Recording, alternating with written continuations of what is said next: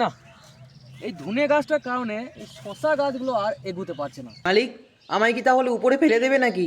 না রে ধনে, তোর কারণে আমার শশা গাছগুলো আর এগোতে পারছে না। কেন মালিক? আমায় তো 3 মাস আগে লাগিয়েছো, আমাকে ছিঁড়ে দাও, আমি আবার হবো। দয়া করে আমাকে উপরে ফেলে দিও না।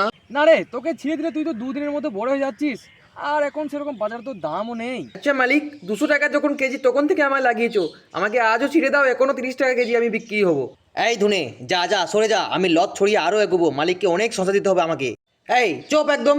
আজ তোকে মালিক 3 মাস ধরে লাগিয়ে একটি টাকা পয়সা এখনো পর্যন্ত পাইনি, আর আমি কত দিয়েছি মালিককে একবার জিজ্ঞেস করতো। হ্যাঁ রে শশা, এটাও সত্যি।